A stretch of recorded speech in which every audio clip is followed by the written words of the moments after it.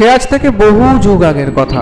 নবদ্বীপের বাসিন্দা বৈষ্ণব বুদ্ধিমন্ত খাঁ ছিলেন বর্ধমানের দানবীর মহারাজ মহাতাপ চন্দ্রর খুব কাছের একজন মানুষ। তিনি একদিন মাঝরাতে কুলেগ্রাম দিয়ে ফিরছিলেন। হঠাৎ সেখানে তিনি দেখেন এক মহিলা বসে কান্নাকাটি করছে। তিনি সেই মহিলার কাছে গিয়ে তার অসুবিধার কথা জানতে চাইলে তিনি খেয়াল করেন এই রাতে জঙ্গলের মাঝে মহিলা এলো কোথা থেকে।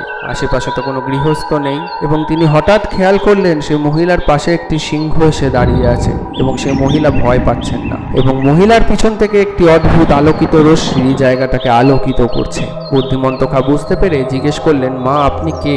সাথে সাথে সেই মহিলা রূপ বদলে হয়ে যান মা চণ্ডী। তিনি বলেন, আমি গ্রাম কুলের একটি শেওড়া গাছের তলায় আছি, তুই আমাকে সেখান থেকে বোয়াইয়ে আন পালকি করে। বুদ্ধিমন্ত খাঁ মায়ের নির্দেশ মতো জঙ্গলের মাঝে সোজা গিয়ে এক শেওড়া গাছের তলায় দেখতে পান এক চণ্ডী বিগ্রহ।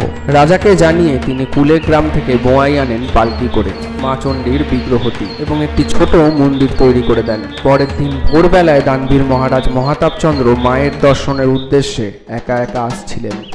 হঠাৎ জঙ্গলের মাঝে তিনি দেখতে পান তার সামনে দাঁড়িয়ে আছেন স্বয়ং মা চণ্ডী। তিনি মহাতাপ চন্দ্রকে আদেশ করেন যে মায়ের একটি মন্দির বানিয়ে দিতে ও বোয়াই চণ্ডী নাম দিতে।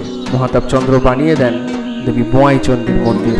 তারপর থেকেই মা চণ্ডী রক্ষা করে আসছেন বর্ধমানের বোয়াই চণ্ডীকে এবং এখানে কেউ কিছু চাইলে সে সেটা পায়। জয় মা বোয়াই চণ্ডী।